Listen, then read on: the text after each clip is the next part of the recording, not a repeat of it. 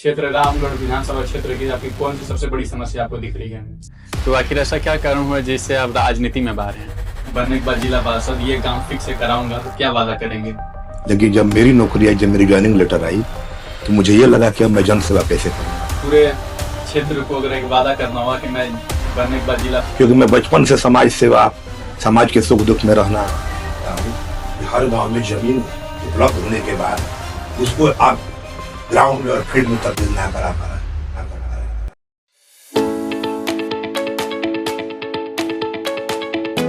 नमस्कार दोस्तों, स्वागत है आज के सवाल जवाब पॉडकास्ट में। आज हमारे साथ हमारे बहुत ही प्यारे गेस्ट हैं जो कि देश सेवा भी किए हैं, अब अपने बिजनेस में भी साथ देते हैं और अब समाज सेवा करने की पारी है। तो जिला परिषद के लिए बहुत ही कर्मठ, सुयोग्य और शिक्षित प्रत्याशी खड़े हैं। आज उनके साथ बहुत ही बेहतरीन पॉडकास्ट करने जा रहे हैं। तो चलिए शुरू करते हैं। नमस्कार सर, हमारे चैनल में आपका स्वागत है। नमस्कार। तो अपना एक बार परिचय दे दीजिए। मेरा नाम अयाज खान है, मैं रामगढ़ के भावी जिला परिषद प्रत्याशी हूँ और मैं सिसौड़ा गांव का रहने वाला हूँ। आप पहले सीआईएसएफ में थे जी। तो कितने साल काम किए उसमें? लगभग 9 साल तक सीआईएसएफ की नौकरी किया और सीआईएसएफ की नौकरी करने के उपरांत आज जन सेवा और समाज सेवा का कार्य चल रहा है। तो क्यों छोड़ दिया आप, वहां पे छोड़ दिए अपना समाज सेवा की ललक और समाज के हर सुख दुख में रहने की जो आदत बनी हुई थी जी। जब मेरी नौकरी लगी तो लोग खुश होते हैं कि चलिए हमारे आर्थिक रोजमर्रा के लिए हम रोजगार पाने जा रहे हैं। लेकिन जब मेरी नौकरी आई, जब मेरी ज्वाइनिंग लेटर आई, तो मुझे ये लगा कि अब मैं जन सेवा कैसे करूंगा।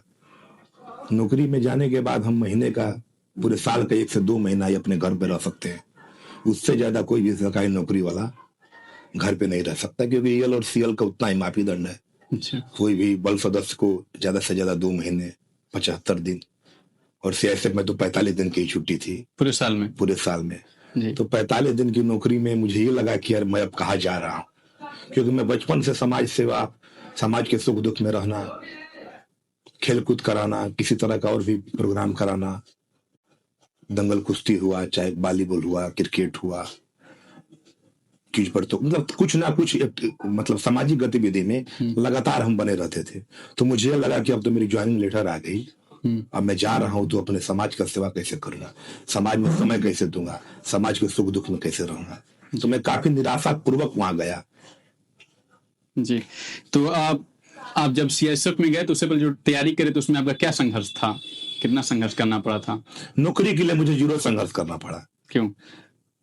था शिक्षा, हम लोग बीबीए किए थे। अच्छा। और शिक्षा मेरा अच्छा था, शिक्षा दीक्षा, हर विषय की जानकारी थी, मैथ वगैरह, साइंस वगैरह, जीके सब स्ट्रॉन्ग ही था।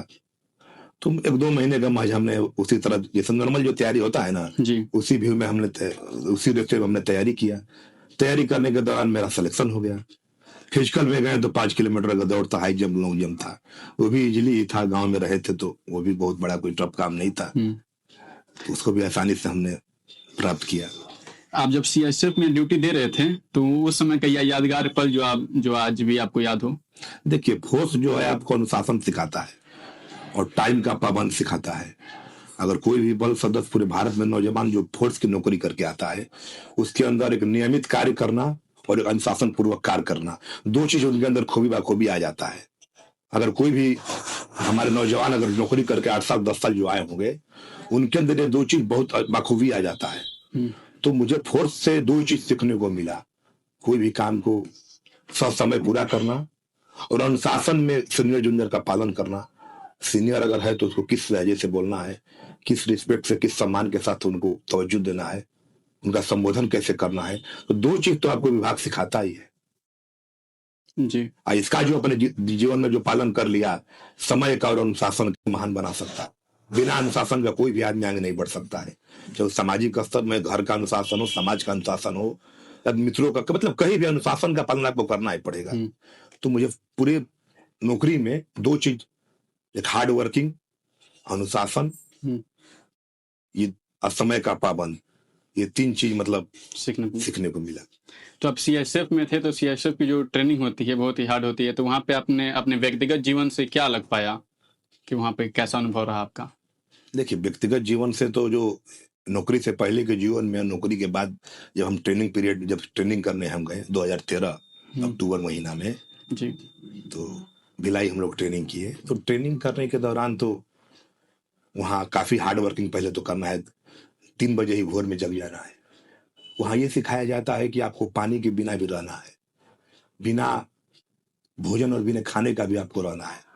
जंगल में 15 दिन बिना नहाए धोए रहना है। वहाँ पानी का भी आपको लिमिटेशन दिया जाता था कितना कि पानी 24 घंटे में पीने के अलावा नहाने धोने कपड़े धोने के लिए कम से कम पूरे दिन हम लोग 8 से 10 टी-शर्ट बदलते थे। अगर हम्म, तो पूरे ट्रेनिंग में गर्मी के टाइम में, और भिलाई का मौसम टेम्परेचर उस समय हीट था, गर्मियों में हीट काफी रहता है, तो उस दौरान कम से कम पूरे दिन में इंडोर क्लास, आउटडोर क्लास, माने पीटी से लेके ड्रिल से लेके WT वेपन ट्रेनिंग क्लास तक पूरे दिन में 8 से 10 बनियान आदमी चेंज करता है। अच्छा। तो उसमें पानी की इतनी मतलब डिपार्टमेंटल एक तरह का प्रेशर आपको दिया जाता था कि आप जिंदगी में पानी की कीमत को समझिए, हम्म, भूख की कीमत को समझिए। ऐसा नहीं कि 12 रोटी ले लिए, 6 रोटी ले लिए और 4 रोटी अब छोड़ दिए, चाहे 3 रोटी छोड़ दिए। तो खाने का लिमिटेशन भी रहता था कि आप खाना को फ्यूल खराब ना करें, वेस्ट ना करें, कहीं फेंके नहीं। और पानी आपको 2 से 3 बाल्टी में पूरे दिन का काम चलाना होता है। और ये रहता था कि कितना सुबह आप जग कर कितना सुबह आप रेडी हो जाइए, सेविंग डेली डेली करना है आपको, जी। दाढ़ी डेली बनाना है। तो वहाँ ये सब सीखने को मिला कि अपने जीवन में जंगल ट्रेनिंग में सिखाया जाता है कि बिना भूख प्यास आपको जंगल ट्रेनिंग में खाना नहीं मिलेगा, ओनली ड्राई आइटम, सूखा आइटम मिल जाएगा, बिस्कुट वगैरह, नमकीन वगैरह। उससे आपको 7 दिन 15 दिन का ट्रेनिंग पूरा करना है। पानी का बोतल रहेगा और सूखा आइटम रहेगा, ताकि इन फ्यूचर में कभी भी जिस तरह का देश की हालात है, कभी लड़ाई जी। युद्ध हो गया, तो अपने जीवन में उस तरह कैसे आप लड़ाई लड़ते हुए उसी खाने में आप 15 दिन 20 दिन तक जिंदा रह सकते हैं। तो बहुत कुछ सीखने को मिलता है। व्यक्तिगत जीवन में तो हर कुछ आदमी आजाद था। आदमी 5-5 बाल्टी से 10-10 बाल्टी से नहा रहा है, समरसेबल चालू करके उसके आगे खड़ा हो जा रहा है, कोई पानी का कीमत है, नाली में पानी बह रहा है। लेकिन जी। वहां हर कुछ का एक लिमिटेशन था, एक बाउंड था, हम्म, उस पर अंकुश लगा हुआ था कि आपको इतने पानी में ही काम चला लेना है, इतने खाना में आपको काम चला लेना है, इतने समय से आपको जग जाना है और इतने समय से ग्राउंड में चला जाना है, 1 मिनट भी कोई लेट नहीं कर सकता। तो अनुशासन तो फोर्स में है ही, समय का पाबंद है, हार्ड वर्किंग है, काम तो आपको हार्ड फोर्स में पूरे ट्रेनिंग टाइम में 11 महीने में आपको डेली हार्ड वर्किंग करना है। तो अब जब CSF छोड़े और अपने से अपने छोड़ दिए या घर वाले से पूछे कि नहीं हम CSF अब नहीं छोड़ नहीं रहे नहीं, हैं? खुद की इच्छा थी, खुद का जन सेवा का एक ललक था, समाज सेवा का ललक था कि भगवान वैसा दिन दे, ईश्वर वैसा समय लाए कि हम, अल्लाह ऐसा समय दे कि हम समाज का सेवा करें, समाज के सभी वर्गों का सेवा करें, उनके सुख दुख में शामिल रहे। अगर किसी तरह का कोई उनको अगर दिक्कत हो और हमसे अगर बन सकता है तो उसको बनाने में हम बराबर प्रयासरत रहे। और उसी मुहिम से हमने नौकरी को छोड़ा।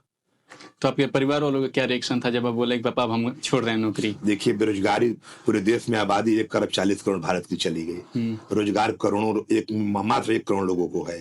तो आप समझ सकते हैं कि रेशियो कितना है, ये अनुपात क्या है।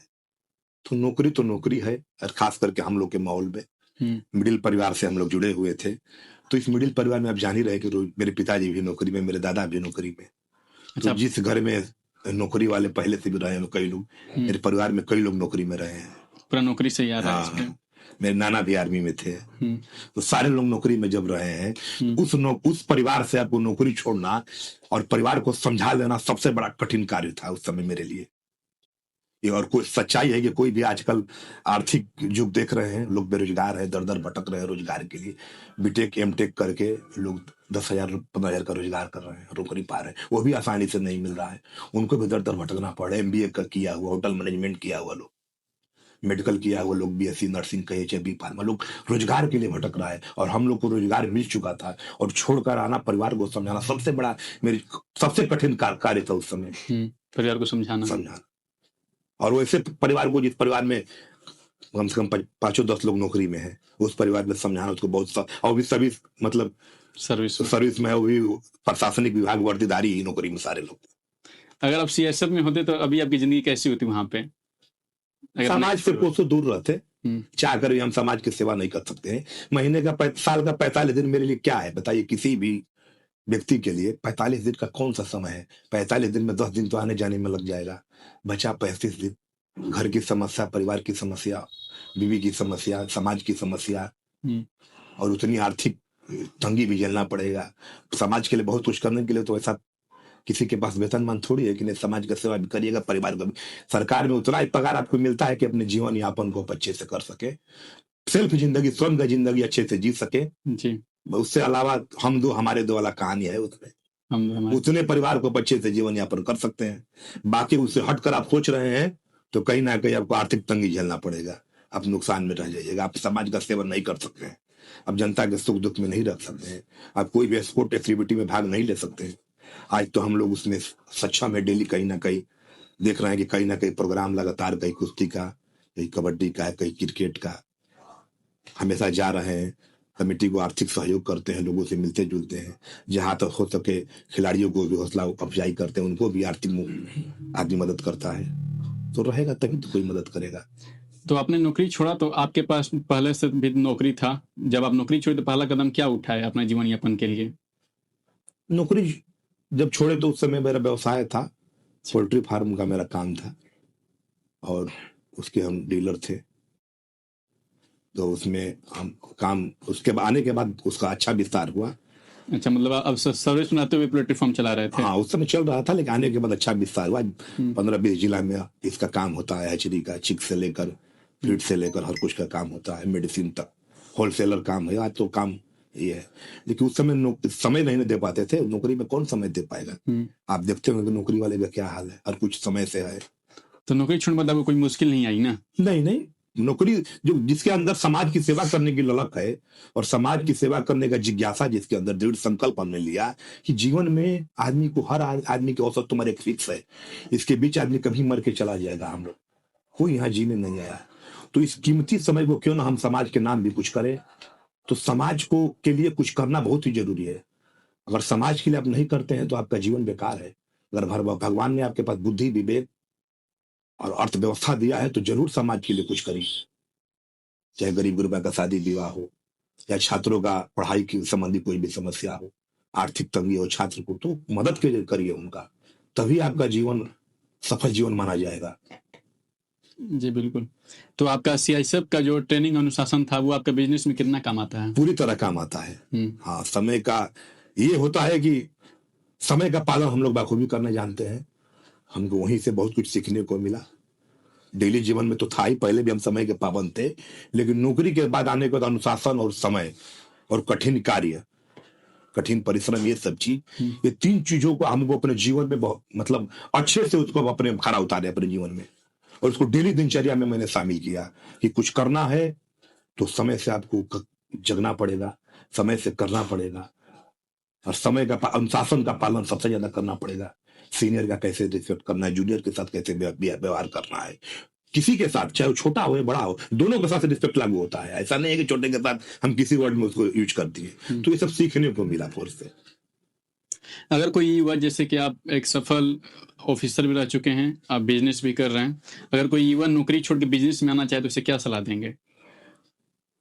देखिए, जब तक युवा के अंदर वो खूबी और टैलेंट नहीं रहेगा तो मैं युवा को नहीं कहूंगा, क्योंकि आर्थिक युग है, नौकरी के लिए दर दर भटक रहे हैं। अगर 2000 का फार्म वैकेंसी निकल रहा है, चाहे आरपीएफ का निकले, सीआरपी का निकले, सीआईएसएफ का निकले, बिहार पुलिस का निकले, तो लगभग लाखों की तादाद में फार्म भरा जा रहा है। मैंने एक आदमी को सेलेक्ट करने में गवर्नमेंट को 500 आदमी को छांटना पड़ता है, 5000 आदमी को छांटना पड़ता है, 50,000 आदमी को भी छांटना पड़ रहा है। ऐसे ऐसी नौकरियां हैं। आप रेलवे ग्रुप बी का नौकरी आप ले लीजिए, बिहार पुलिस का आप देख लीजिए। तो एक सिलेक्शन करने के लिए जब गवर्नमेंट उतनी छटनी करने के बाद फिजिकल में, रिटर्न में मेरिट लिस्ट लाते लाते उतने लोग को छाट देगा। तो नौकरी तो अपने परिवार के जीवन यापन करने के लिए नौकरी चीज सबसे अच्छा चीज है। इससे बेहतर कुछ बिना रिस्क का, बिना पैसा लगाए, बिना रिस्क लिए हुए, अपने मेहनत के बल पर, अपने शिक्षा के बल पर आप नौकरी ग्रहण कर सकते हैं। रोजगार में आपको समय देना पड़ेगा, हार्ड, बहुत ज्यादा मेहनत करना पड़ेगा, और पैसे की भी जरूरत है। बिना पैसे का आजकल कोई भी रोजगार आपको चाहिए। सरकार आपको बिहार में देखिए लोन देने को तैयार है। बिहार का पैसा तो गुजरात के लोग लोन ले रहे हैं। हमारे बैंक के पास पैसा अवेलेबल है, आरबीआई का गाइडलाइन भी है, लेकिन बैंक वाले लोन नहीं दे पाते। वो पैसा का दूसरे राज्य के इस्तेमाल में आ जाता है। अगर हमें लोन भी मिलता आसानी से तो हमारे लोग अपने ही राज्यों में रोजगार कुछ लोग कर सकते थे और कर सकते हैं। लेकिन सरकार का सिस्टम ऐसा है, बैंकिंग सिस्टम, बैंकिंग प्रणाली ऐसा है कि आप दर दर भटकते रह जाइएगा, बैंक का चक्कर लगाते रह जाइएगा, इतना आपसे दस्तावेज और डॉक्यूमेंट की लंबी सूची मांगी जाएगी कि लास्ट तक आपका फाइल रिजेक्ट हो जाएगा। लास्ट में मजबूर होकर आपको हैदराबाद दिल्ली जाना पड़ेगा। तो बिहार में देख रहे हैं कि सबसे ज्यादा बेरोजगारी बिहार में है, सबसे ज्यादा शिक्षा बिहार में है। तो इस प्रांत के लोगों को से और मेरे क्षेत्रवासियों से आग्रह है कि नौकरी सबसे बेस्ट है। अगर आपके पास हार्ड वर्किंग की कैपेसिटी है, क्षमता है कठिन कार्य करने का, पैसे की आपके पास विधि व्यवस्था है, पूर्वज या घर वाले बना के गए हैं, तो आप रोजगार में भी अपनी किस्मत को आजमा सकते हैं और रोजगार भी कर सकते हैं। और जिसको नौकरी नहीं मिल रहा है उसको मैं आज पूरे युवा साथियों को कहना चाहूंगा कि अपने समय को बर्बाद मत करिए, समय को नष्ट मत करिए। कोई भी रोजगार छोटा हो या बड़ा हो जरूर करिए। रोजगार छोटा से बड़ा होता है। भारत के जितने बड़े बड़े उद्योगपति को देखिएगा, अजीम प्रेम जी से लेकर रतन टाटा से लेकर लक्ष्मी मित्तल से लेकर अंबानी से लेकर, तो कहीं ना कहीं सब लोग संघर्ष किए हैं। जितने बड़े बड़े उद्योगपति हैं, तो कोई भी होगा अपने गांव से लेकर बड़े तक बाजार तक देखिएगा तो छोटे से बड़े बने हैं। तो आपके पास अगर नौकरी की आयु सीमा खत्म हो गई, नौकरी की क्राइटेरिया बाहर हो गई, आप नौकरी में क्वालिफाई नहीं हो, डिस्क्वालीफाई हो गए, तो आप अपने समय को व्यर्थ ना करते हुए या तो व्यवसाय जरूर करिए। जी, आपने सीआईएसएफ भी छोड़ दिया, एक सफल बिजनेसमैन भी हैं, तो आखिर ऐसा क्या कारण हुआ जिससे आप राजनीति में बाहर हैं? देखिए, समाज का सेवा करने के लिए राजनीति में आना भी बड़ी जरूरी है, क्योंकि ग्रामीण स्तर पर इतनी समस्या है। आप किसी भी गांव में चलिए, 20 साल नीतीश जी का कार्यकाल भी हो चुका है और हर गांव में मुखिया और बीडीसी हैं, कोई भी गांव ऐसा नहीं है कि बाकी है, लेकिन आज भी समस्या से कोई भी गांव का छुटकारा नहीं हुआ है। नली गली रोड सड़क हर गांव की जटिल समस्या बनी। तो हम समाज का सेवा में खेल कूद को बढ़ावा दे सकते हैं, व्यक्तिगत आर्थिक सहयोग कर सकते हैं। देखिए, गांव के चहुमुखी और बहुमुखी विकास करने के लिए हमें भी किसी भी पद पर जब तक गवर्नमेंट से चयन होकर हम लोग नहीं आते हैं, चुनकर जनता की वोट से चुनकर नहीं आते हैं, तब तक उनकी समस्या का निवारण नहीं कर सकते हैं।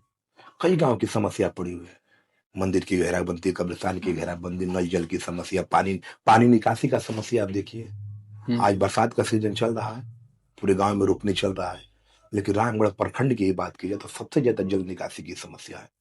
चाहे डरवन गांव हो या सिसौड़ा गांव हो या बड़ौदा गांव, कोई भी गांव में, डहरक हो, किसी भी गांव में आप जाकर देखिए, अब छेवरी हो, पानी की समस्या से मतलब आदमी किसान परेशान है।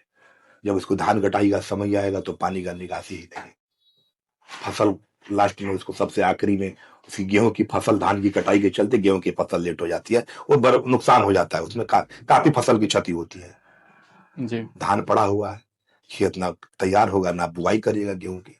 तो इस समस्या का निवारण करने के लिए हमने सोचा कि हम समाज का सेवा तो कर रहे हैं, लेकिन समाज की जो बड़ी से बड़ी गांव जनता जनार्दन की जो समस्या है, जो ग्रामीण जनता का समस्या है, उसका निवारण करने के लिए हमें कोई ना कोई पद से चुनाव तो लड़ना ही पड़ेगा। तभी मैंने जिला परिषद के पद का अपने दिमाग में चयन किया और अपने लोगों से बात किया, जो भी अपने शुभचिंतक हैं, जो भी जनता हमारे साथ जुड़ी हुई है, जो भी बड़े छोटे भाई हैं, गार्जियन, अभिभावक हैं, सबसे हमने बातचीत करने के उपरांत सभी लोगों की राय से हमने निर्णय लिया कि हम जिला परिषद का चुनाव लड़के समाज का कल्याण करेंगे। और उसी उद्देश्य से, उसी मुहिम से हम लगातार जनसेवा में चल रहे हैं। आप 2027 में कौन से पद से आ रहे हैं? जिला परिषद का चुनाव 27 का 26 में भी चुनाव हो सकता है। 27 डेट आगे बढ़ रहे फरवरी में। परसीमन की घोषणा है, परसीमन हो तो अब चुनाव अक्टूबर नवंबर में हो, ये अगले सालों में तैयारी कर ही रहे हैं। चुनाव अगर 2 साल बाद भी होगा तो हम लोग का संघर्ष जारी रहेगा, चुनाव नहीं भी होगा तो संघर्ष जारी रहेगा। जन सेवा का जो ललक है वो तो बराबर रहेगा जी। चुनाव आज हो चाहे चुनाव 2 साल बाद हो या चुनाव ना हो या चुनाव रिजर्वेशन में चला जाए, हमारा फिर भी हम जन सेवा को नहीं छोड़ेंगे। जब निश्चय ले लिया तो जब तक ताउमर पूरी जिंदगी तक जनता का सेवा करते रहेंगे, जनता का सुख दुख में जाते रहेंगे, जो भी अपने लायक उनकी समस्या है उसका निवारण करते रहेंगे। तो आपकी तैयारी कैसे चल रही है 2027 में कोई चुनाव होगा तो? जी बढ़िया है तैयारी। आप तो बाकायदा आप भी समझ सकते हैं, आप भी इस चीज को पता लगा सकते हैं कि हर गांव में लोग हैं, सबके साथ हमारी एक सहानुभूति है, एक लगाव है। अपने कार्य के बदौलत, अपने व्यवहार के बदौलत, कर्म और व्यवहार ही दो इंसान को आगे ले जाता है। तो दोनों चीज में हम बखूबी निभाना जानते हैं किसी तरह का इसमें कमी नहीं छोड़ते हैं, कोई कसर नहीं छोड़ते हैं। जी, जिसका प्रण लिया उसको पूरा हाँ, करेंगे। बस जो भी है, जनता से जो वादा हो गया, जो अपने मित्र से, भाई से, बड़े छोटे सबसे, किसी से भी जो वादा किया तो सोचते हैं कि किसी भी कीमत पर उसको पूरा किया जाए, जहां तक संभव हो सके। बिल्कुल। जहां तो आप जिला परिषद बन जाएंगे तो अपने क्षेत्र रामगढ़ विधानसभा क्षेत्र की आपकी कौन सी सबसे बड़ी समस्या आपको दिख रही है? कि सबसे बड़ी समस्या है पूरे क्षेत्र में तो जल निकासी की समस्या है, और दूसरी चीज की शिक्षा का जो स्तर होना चाहिए अभी वो नहीं है। जी। तो जल निकासी का सबसे बड़ा हमारा मामला है कि एक जल निकासी से प्रत्येक गांव में 200-300 एकड़ फसल बर्बाद हो रहा है। अब बहुत कम खर्चे का चीज है ये, बहुत कम बजट में, बहुत कम पैसे में, कम से कम पूरे प्रखंड का 20 से 25 गांव का आप भला हो पैदावार को बढ़ा सकते हैं और रास्ता को सही कर सकते हैं। तो दुर्घटना भी होता है ना, जल निकासी की समस्या से दुर्घटना भी आए दिन होते रहता है। अभी छेवरी को आपको पार करना होगा 100 मीटर तो काफी मुश्किल का सामना करना पड़ेगा। तो 4 आदमी डेली गिरता है, 10-5 आदमी छेवरी में डेली गिरता है। अभी सिसौड़ा में चले जाइए, हाँ सिसौड़ा NH वाले पे। हाँ इसी मतलब NH रोड पर अब बैंक ऑफ इंडिया से वहां पर रास्ता में 300 मीटर आगे जाइएगा तो बराबर रास्ता प्रभावित रहता है, डिस्टर्ब रहता है। आम जन को इतनी कठिनाई का सामना करना पड़ता है, महिलाओं को इतना कठिनाई का सामना, पैदल तो पार करना मुश्किल ही है, बाइक वाले को इतनी मतलब पानी में अंदर होकर जाना पड़ता है, इतना पानी आ जाता है, 2 फुट 1.5 फुट पानी आ जाता है। तो सोचिए कितने खर्च का चीज है, आप बताइए। अगर कोई भी जिला परिषद और समाज जो भी हमारे जिला परिषद सदस्य हैं, ये छोटी सी रकम का चीज है, बहुत बड़ी चीज नहीं है। आखिर किसी न किसी को तो इसमें आगे आना होगा ना। समाज का जन कल्याण हम चाहते हैं, जनता ने आपको 15,000 20,000 वोट देकर आपको चुनाव जिताने का कार्य कर रहा है। जीतने के बाद आप उस चीज को भूल जा रहे हैं कि हमारे क्षेत्र का समस्या क्या है, ये नहीं भूलना चाहिए। एक वोट का इतना कीमत होता है ना, उसका हम कर्ज, क्या जनता का कर्ज को हम चुका देंगे? अगर जनता ने मुझे 1 वोट दे दिया अपना तो बहुत बड़ा मेरे ऊपर एहसान कर दिया। उससे कर्ज को चुकाना इतना आसान काम नहीं है जी। उतने लोगों ने हमें वोट दिया, 8-10 प्रत्याशी में अगर मुझे वो 1 वोट दे रहा है उसकी बहुत कीमत होती है। तो उस समस्या का निवारण नहीं करेंगे। दूसरी चीज सबसे बड़ी समस्या है कि कई गांव में बिना लाइब्रेरी, प्राइवेट लाइब्रेरी में लोग जा रहे हैं हमारे छात्र। गवर्नमेंट का हर गांव में 1-2 बिल्डिंग इसी तरह खाली पड़ा हुआ है, आवारा पशु घूम रहा है तो कोई गांव वाले 10-20 आदमी उसी तरह 10-5 मिनट बैठ के जा रहा है, कोई मतलब उसका ठिकाना नहीं है, ना साफ सफाई है ना रख रखाव। वैसे गांव पर आप चाहिए तो अपने फंड से एक लाइब्रेरी का निर्माण कर सकते हैं, और एक लाइब्रेरी बनने से गांव में कम से कम 200-400 छात्रों का जीवन सुधर जाएगा। कहीं ना कहीं वो किसी भी नौकरी में, ओहदे में जरूर चयन उनका होगा, क्योंकि एक घर की पढ़ाई, एक लाइब्रेरी की पढ़ाई, एक तरह का छात्रों का वातावरण वैसा तैयार होता है वहां कि लाइब्रेरी में छात्र अपने आप को अच्छा महसूस करते हैं, अच्छा फील करते हैं और पढ़ाई पर ध्यान सबसे ज्यादा केंद्रित करते हैं। तो क्या चाहिए जनता को, लोग क्यों चुनते हैं? यही सब कामों के लिए। ये सब छोटी छोटी काम है। अभी जिला परिषद मस्त है, आपको एक भी काम दिखाई नहीं देगा पूरे प्रखंड में। क्या किए आपने? अभी लाइन घोटाला चल रहा है बिजली में लगातार। तो अगर आप 2027 में जिला पार्षद बन जाते हैं तो रामगढ़ विधानसभा में सबसे बड़े 3 काम क्या करेंगे शुरू के 100 दिनों में? देखिए, शुरू के 100 दिनों में 3 बड़ी काम मैं अपना हर काम को बड़ा बनाकर करना चाहता हूँ। पहले तो मेरा 25-30 गांव मेरे टारगेट में आए, उस गांव को जितना नुकसान हो रहा है उस गांव का जल निकासी का निवारण मैं करूंगा, और 25 गांव का करूंगा। ऐसा नहीं कि उसमें 2-4 गांव को छोड़ दूंगा, बहुत ही कम बजट में वो काम कराऊंगा। दूसरी चीज, लाइब्रेरी में जो छात्र को लाइब्रेरी की दंश झेलना पड़ रहा है, प्राइवेट लाइब्रेरी में लोग जा रहे हैं काफी दूरी तय करके। अब मान लीजिए सिसौड़ा के आदमी को लाइब्रेरी में जाना है तो कहा जाएगा रामगढ़, वो भी सीट फुल चल रहा है, छोटी छोटी लाइब्रेरियां है, 50-100 सीट की संख्या उनका है, वहां पे उनको नंबर लगाना पड़ रहा है। कोई चंडेस में यहाँ एक छोटा सा लाइब्रेरी है, नुआ में 2 छोटा लाइब्रेरी है। मैं उड़ीसा की बात बता रहा हूँ। रामगढ़ प्रखंड की अगर बात की जाए तो बस यहाँ एक है, एक लाइब्रेरी देवलिया में है। तो इतनी बड़ी आबादी में लाइब्रेरी की संख्या देखिए। सिसौड़ा है, डरवन है, सदुल्ला पर इतनी बड़ी बड़ी आबादी है, सिजुआ है, ठकुरा है, कलानी है, सब बड़ी बड़ी गांव है। लेकिन वैसे लड़कों, वैसे छात्र को एक अगर अच्छा व्यवस्था करते हैं, वातानुकूलित अच्छा लाइब्रेरी की व्यवस्था करते हैं, उसमें पुस्तक का भी एक बहुत बड़ा भंडार रखते हैं, बहुत कम पैसों का ये बजट है, इसमें छात्र का अच्छा भविष्य का विकास होगा। पुस्तक का भी एक रखिए स्टॉक, जनरल नॉलेज का, करंट अफेयर वगैरह जो हो रहा है, जब ना कंपटीशन तैयारी हाँ, कर। जनरल कंपटीशन का बस वो सब चीज का एक आप संग्रह रखिए, उससे छात्र का बहुत अच्छा विकास होगा शिक्षा जगत में। तो आप जिला पार्षद बन जाने के बाद महिलाओं और युवा जो रोजगार जिनको नहीं मिल पा रहा है उनके लिए आप क्या करेंगे? देखिए, महिला और युवाओं के लिए हम लोग प्रयास करेंगे कि अपने लेवल से कोई अगर फैक्ट्री कंपनी आता है, यहाँ कैंप लगाता है, 100-200 लोगों का सिलेक्शन करता है, एक मोटिवेशन हम उनके बीच ला सकते हैं, एक जागरूकता पैदा कर सकते हैं। सिलेक्शन तो सबका संभव नहीं है, लेकिन अगर लाइब्रेरी का हम विस्तार कर देते हैं, लाइब्रेरी की संख्या बढ़ा देते हैं और कुछ प्राइवेट कंपनियां का कैंप लगवा देते हैं, तो मेरा प्रयास रहेगा कि महिलाओं का भी बेरोजगार काफी है। अगर सबसे ज्यादा किसी को आर्थिक तंगी है तो महिलाओं के पास, अगर उसको 5,000 की, 1,000 की, 2,000 की, 500 की भी जरूरत है, तो किसी न किसी पुरुष पर ही आश्रित है। आत्मनिर्भर नहीं बन पा नहीं, रही। आत्मनिर्भर कोई भी महिला है, चाहे वो पति से मांगे, भाई से ले, लेकिन कहीं ना कहीं महिला आत्मनिर्भर नहीं है, वो बेरोजगार है। तो उनको भी घरेलू कोई भी रोजगार अगर हो, ऐसा आता है व्यवस्था, बहुत ऐसा व्यवस्था भी चल रहा है, लेकिन लोगों को पता नहीं है। ये बहुत ऐसा काम है, वंचित रह जा रहे हैं। वंचित रह जा रहा है। तो मेरा प्रयास रहेगा कि सरकार का वैसा कोई भी स्कीम आता है तो जन जन तक उसको फैलाएं। बहुत लोग जानकारी के अभाव में, जागरूकता के अभाव में उस लाभ से वंचित रह जाते हैं, उस लाभ का फायदा नहीं ले पाते हैं। तो वैसे लोगों को भी लाभ देना चाहूंगा। और छात्र नौजवान के लिए मेरा स्पेशल रहेगा कि नहीं, बाहर भी जो भी अपने लेवल की ITI डिप्लोमा, लोग पॉलिटेक्निक किए हैं, उनको भी रोजगार का एक अवसर हम प्रदान करें, कंपनी से बात करके, उनसे मिलके, और लाइब्रेरी से लोग को शिक्षा के प्रति अग्रसर बनाए, ताकि लोग आकर लाइब्रेरी में शिक्षा ग्रहण करें। उससे भी गवर्नमेंट उनका सिलेक्शन कहीं ना कहीं होगा ही। जी बिल्कुल। तो यही सब कई ऐसी चीजें हैं जिस पर फोकस है कि महिला और छात्र, ये दो लोगों को आत्मनिर्भर तो हमको बनाना पड़ेगा ना। प्रयास करिए, जागरूकता लाइए। बस लोग अभी हमारे यहाँ लोगों को जानकारी का काफी अभाव है।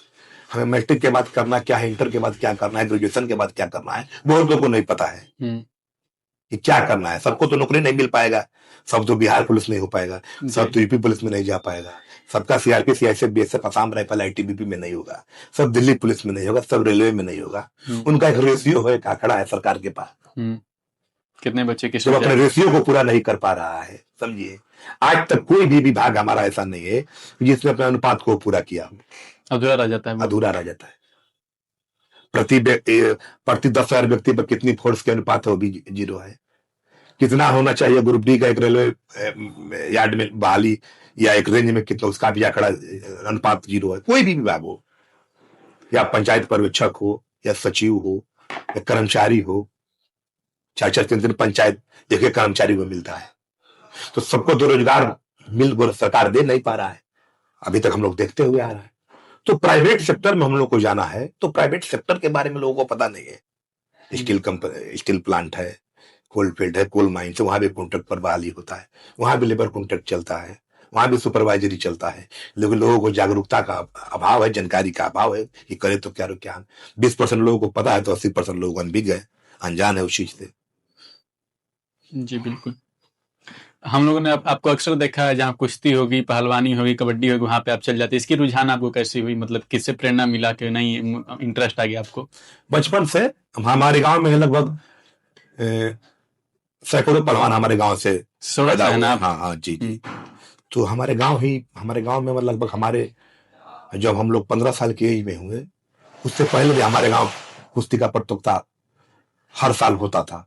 नवरात्रि के शुभ अवसर पर हर साल दशहरे में एक दिन का कुश्ती का प्रतियोगिता होता था। तो देखने से लोग को, मतलब समाज को देखने से लगा, तो हम लोग भी उसका नेतृत्व किए। उसके बाद जब एक उम्र में आए, 18-20 साल के हुए, उसी टाइम से हम भी चालू कर दिए। और आज तक दंगल कुश्ती हमारे गांव प्रतियोगिता, कभी उसको, बहुत गांव में कुश्ती का प्रतियोगिता बंद हो गया। अभी गुड़सरा हमारे बगल, कई गांव में लोग कमेटी उसको बंद कर दी, नहीं चला पाया।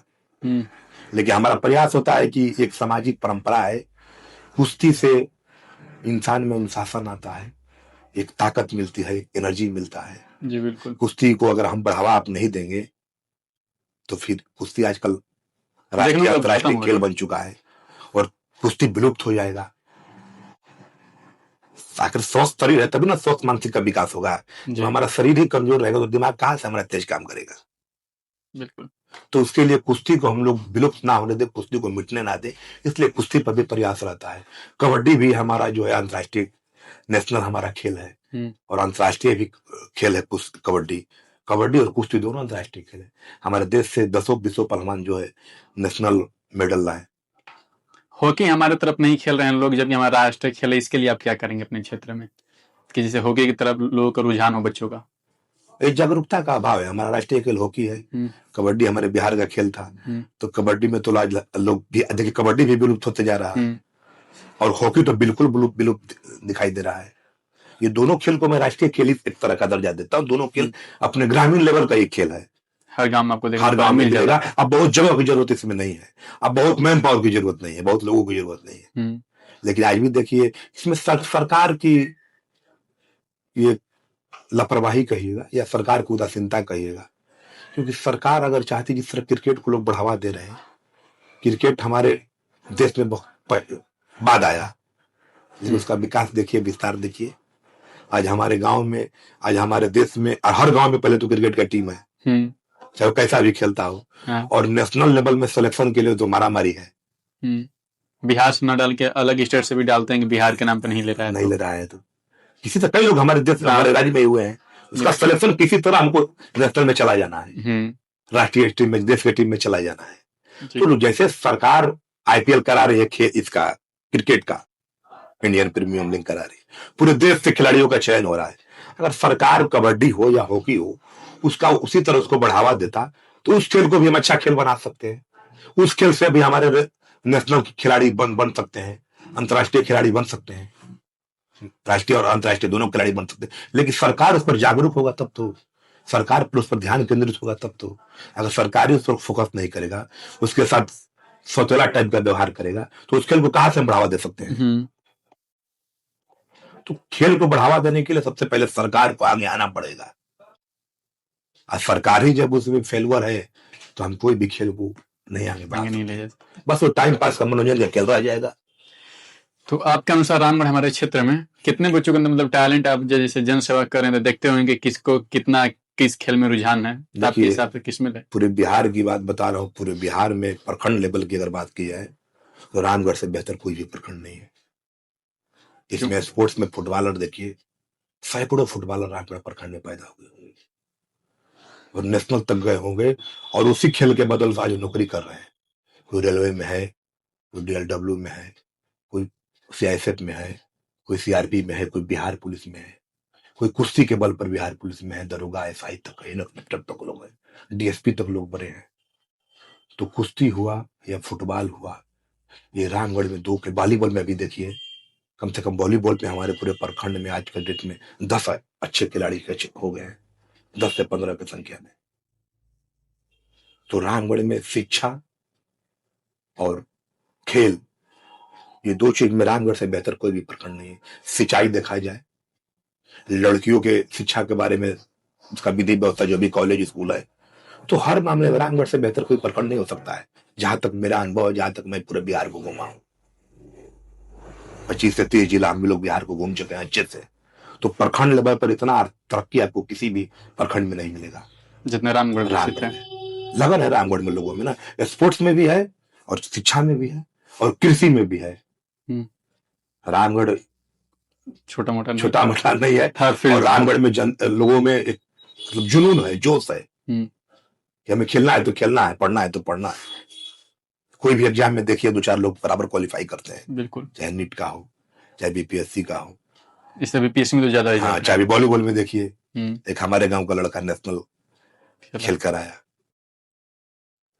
अगर आपको संसाधन की कमी ना, मतलब संसाधन सरकार की तरफ से आपको मिले, तो आप स्पोर्ट्स को कैसे डेवलप करेंगे? और देखिए अभी तो स्पोर्ट्स एकेडमी की रामगढ़ में बहुत खास जरूरत है जी।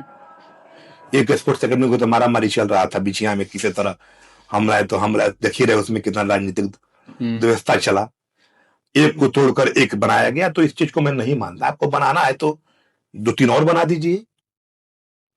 अब एक चीज को खत्म करके उस चीज को दूसरे जगह उसका स्थानांतरण करा देना, इससे हमारी थोड़ी तरक्की होगी।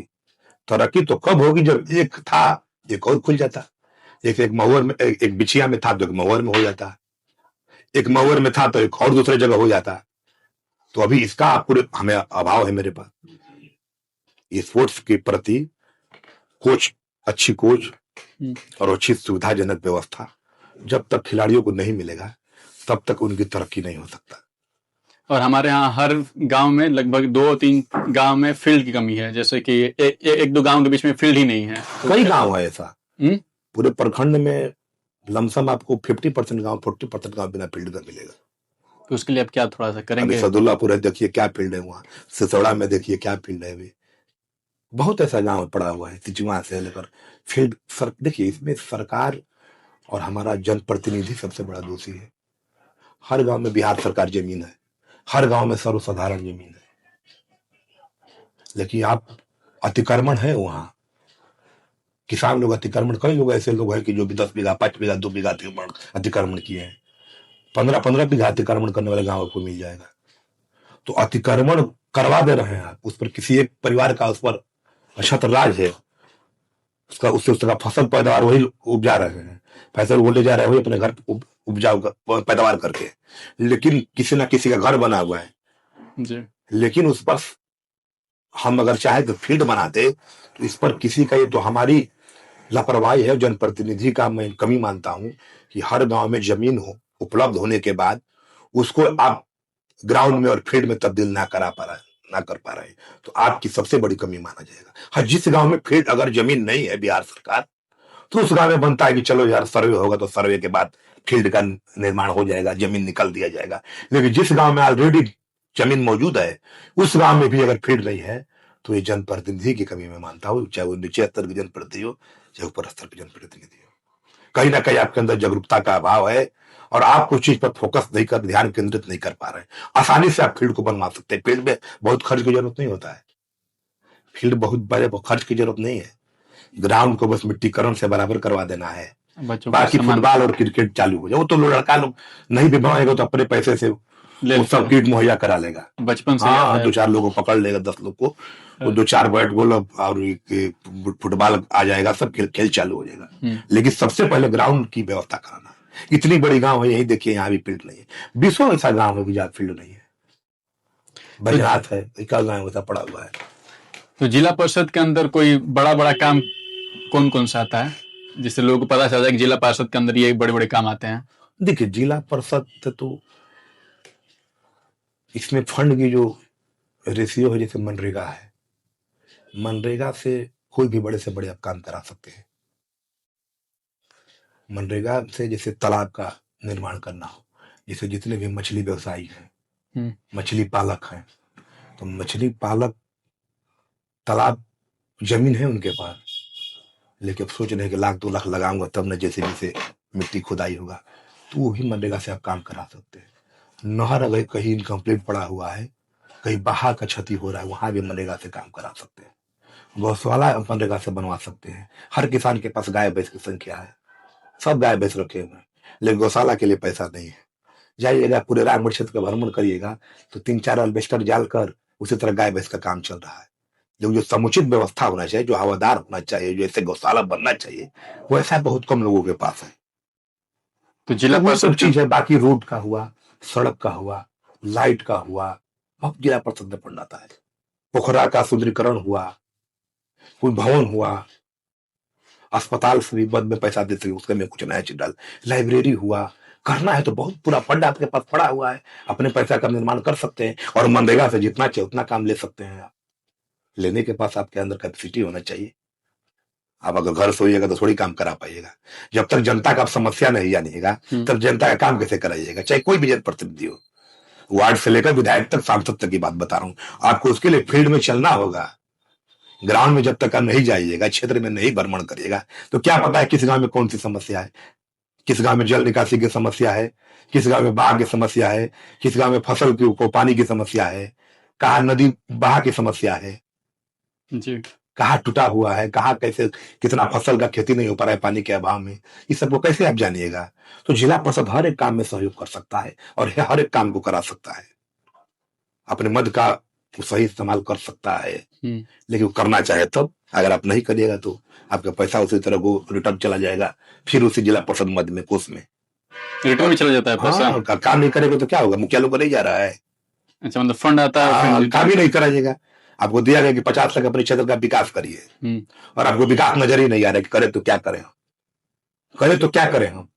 इसको जानना जरूरी है ना कि आखिर कौन सा काम करे, कौन सा काम आप नहीं करें जी। तो इसके लिए आपको जनता में जाना होगा, ग्राउंड पर ग्राउंड पर नीचे रहना होगा। जब तक जमीन पे आप नहीं रहिएगा तब तक जनता की समस्या को आप नहीं जान सकते हैं, लोगों की, किसानों की, छात्रों की समस्या को नहीं जान सकते हैं। और नहीं जान सकते तो कितना लोग का फंड वापस गया है, सांसद से लेके विधायक से लेके कई ऐसे लोग जनप्रतिनिधि, देखिए राज्य भर का डाटा आपको मिलेगा तो कितना लोग का फंड वापस जाता है। तो उसके लिए आपको चलना होगा, तभी आप जनता का सेवा कर सकते हैं, जनता का काम करा सकते हैं। एक रैपिड फायर होता है, एक शब्द में जवाब, पैसा या सम्मान? सम्मान।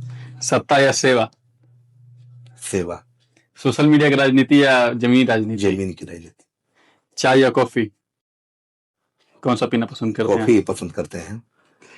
आज आपके सामने आपके जिला परिषद जितने भी क्षेत्र आते हैं, जहाँ पे आप जाएंगे चुनाव के समय पर वोट लेने, वो नागरिक अगर आपको देख रहे हैं तो आप उनसे क्या कहना चाहेंगे? उनसे मैं यही कहना चाहूंगा कि मेरे लायक किसी भी तरह का अगर मेरे लायक कोई सेवा है तो मेरा हर गांव में नंबर है, हर लोगों के पास नंबर है, हमसे आप बिल्कुल बेझिझक मिल सकते हैं। और जहां तक मेरा होगा मैं उनको, आपको काम में मदद करने का काम करूंगा, चाहे किसी तरह का वो समस्या हो, उसमें भरपूर मैं आपका सहयोग करूंगा और आपका साथ दूंगा, उस काम का जरूर निवारण कराऊंगा। अगर आपके पूरे क्षेत्र को अगर एक वादा करना होगा कि मैं बनने के बाद जिला पार्षद ये काम फिक्स से कराऊंगा, तो क्या वादा करेंगे?